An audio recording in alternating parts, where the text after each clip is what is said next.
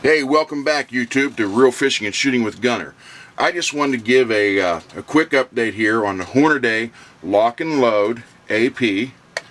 And if you remember, the last time I did a little video on this, let me get something here to point, I talked about putting this little piece of furnace tape on there, the aluminum tape. And the reason being is it fits in there nice, it's rigid enough to hold it, and it'll keep your brass from falling over. 99% of the time the brass fell from here into the container.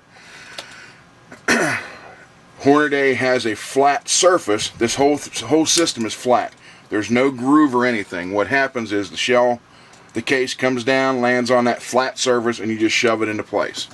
On a Dillon, it's actually in a track, so it won't fall over. So Hornady, you have this problem. Dillon, you don't. But it's a simple fix. It takes literally a minute to do it. All you have to do is get a piece of furnace duct tape about that size, peel it, flip it over, bend it, and then stick it right to it. It works fine. So we're going to do 10 shells here. Case feeders working. It's loaded. Bullet feeders loaded. We got 700X IMR powder, as you can see, I think you can see over here in the corner. Rainier Ballistics. I love being sponsored by Rainier Ballistics. That's the only pistol bullets I use, and all I've used now for 2 years, a little over 2 years. Been sponsored by Hodgdon, who also owns IMR and Winchester powders now since 2005. So everything's working out pretty good. I use strictly IMR, Hodgdon, or Winchester powders, Winchester primers, Rainier Ballistics for all our shooting needs, pistol shooting needs. Obviously, Rainier doesn't make rifle bullets yet. I hope they kind of branch out into that product here soon. But our rifle bullets are all Berger. So anyhow, let me show you how this is working. This is if you were ever thinking about getting a Hornady lock and load press, I strongly suggest that you get the case feeder and you get the bullet feeder. As you see the setup up here, yeah, you're up high enough. This is your bullet feeder die, and case feeder setup system is right here. So let me show you how all this works. We're going to do 10, and now I do keep a headlamp on me. I am going to get the LED lighting. Always make sure your plate and area is clean. I am going to get LED lighting, which goes in here or on this side, however you want to do it, to make sure. Anytime you reload, you always double check your powder, sometimes triple check. Now I do have, as I'll show you here, I do have powder cop dies from Hornady, but with the bullet feeder you take up that die space, so you can't use them when you have a bullet feeder. So I always double check visually or triple check. Got a headlight on for right now, and like I said, I will have the LED lighting. So here we go. What's great about this is you don't have to touch anything. There is no inserting the case, dropping a bullet in. You don't have to do any of that. It's complete. All I got to do is pull the handle.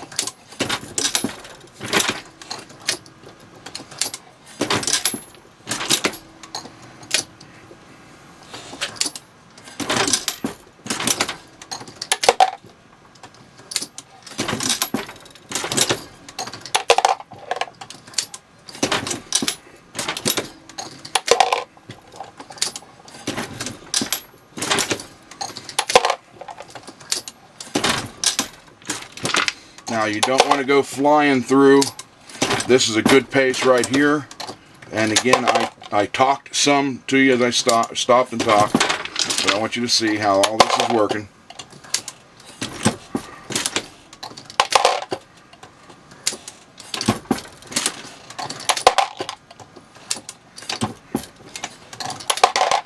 So there's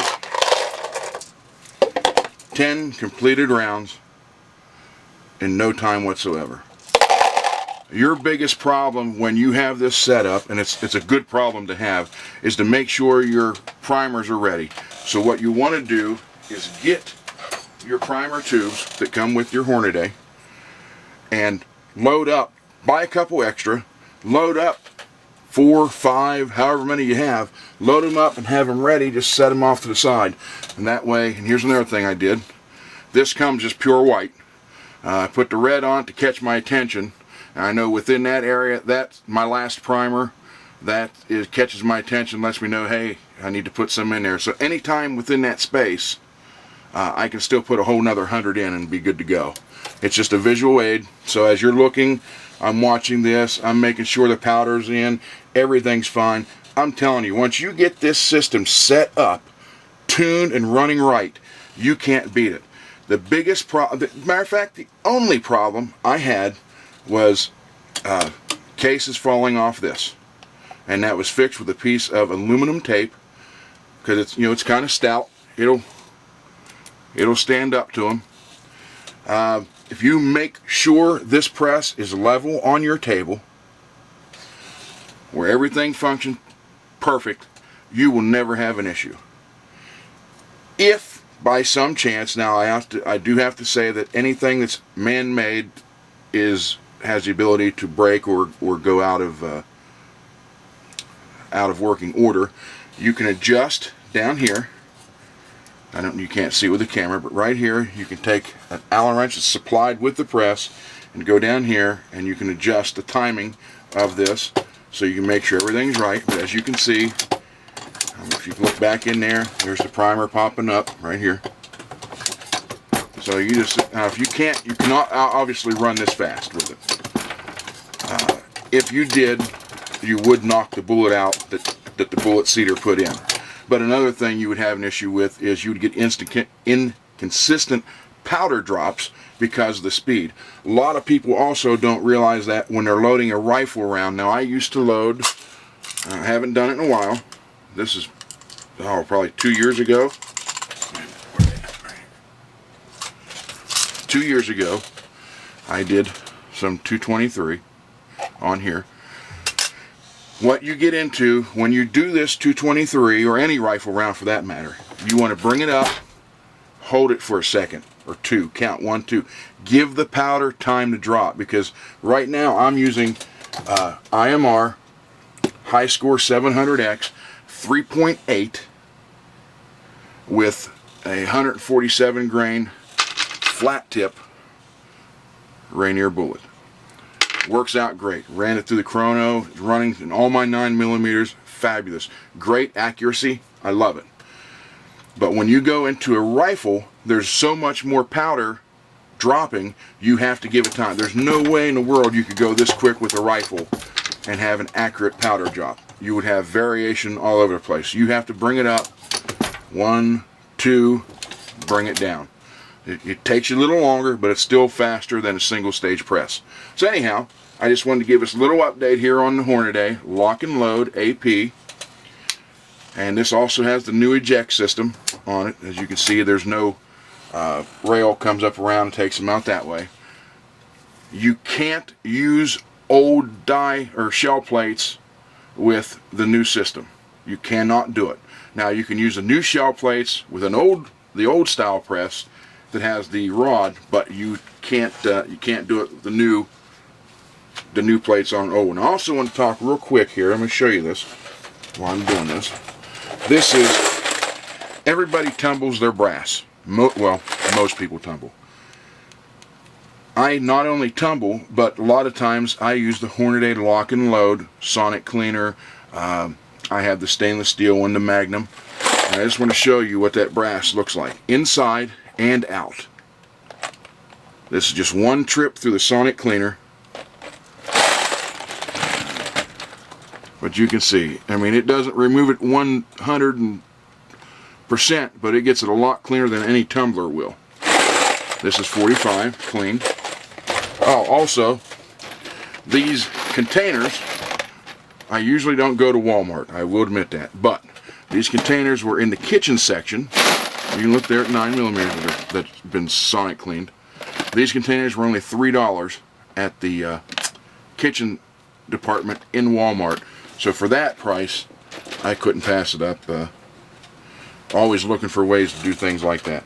So anyhow, this is a quick update. Wanted to show you, even with me stopping a couple times and talking to you, you still saw how fast it only took to do the 10 9mm rounds. So anyhow, thanks for stopping by. I'm sorry I'm a little late on these videos. We had some issues coming up at the club. I'm vice president of a shooting club, and I also run the indoor range twice a week. And we had some issues that we had to handle. We had membership drive. We've had a bunch of things. We've had some upgrades in the range itself. So I haven't been able to get on here as much as I want. But within the next couple weeks, we're probably talking 5 to 10 videos. Plus, I did get the Midland camera, the 350 camera video, HD video, camouflage. And it has a lot of mounts. It has a hat mount on it. I can mount it on a gun. Just a bunch of different ways. I can mount a tree. I even have a bow mount for it. So a bunch of different things. Look for a lot of videos with that. And if you step back, should be the video right before this one. The Sig Sauer 8 shots. I did it kind of quick. That was the first time I ever used the camera, and I had it on the brim of a hat. So kind of gives you an idea. And that was indoor also with fluorescent lighting. Outdoor, the thing is just unbelievably clear and HD. So anyhow, we have a lot of videos coming, as they say here on YouTube, down the pipe. We're going to do more on the Hornady lock and load. Always be showing you Rainier and Hodgdon IMR and Winchester powders. We have, I don't know if you can see it here, not really, the Hodgdon, or the Hornady, I'm sorry, powered case center. Do some more videos with that. And then I have the Hornady 366 for 12 gauge. I do some videos on single stages. I'm doing 45 ACPs. I even have some MEC 12 gauge, 20 and 16 gauge loaders to add into the mix. A couple more videos on the Dillon RL550B for the 40s. And I have 2 RCBS videos I got to get done. One on the Pro 2000 and one on an old rock chucker with the automatic primer system attached to it. And I did have a Forster press, but someone decided they needed it better than I did, or more than I did. So we got a bunch of stuff coming. Again, I apologize it's taken so long. Things have just happened that I had no control over. But now it looks like I'm going to be freed up for the next couple weeks, so I'll be doing videos like crazy, and I have to do some reviews. I got some new Surefire lights that just blow your mind. And as you know, I've said in the past, I've been working with Surefire since December 2004. I bet my life on Surefire. My family now has all Surefire, and I always carry a Surefire, and I will always bet my life on it. So look for sure. Oh, ATI stocks. I got the stocks in. We have an upgrade on the Sega 12. We have an upgrade on the Winchester 1300 Defender, which also includes a Surefire upgrade to LED for the forearm grip with the light. And see the Sega. Oh, an AR. You got the whole grip system for an AR. So please watch for that, and next couple weeks we should have anywhere from 5 to 10 videos coming, and they will be quite regular from then on. So thanks again. If you like what you see, or you don't like what you see, please comment, let us know. That's how we do what you want to see or hear. And thanks again, and we'll talk to you later.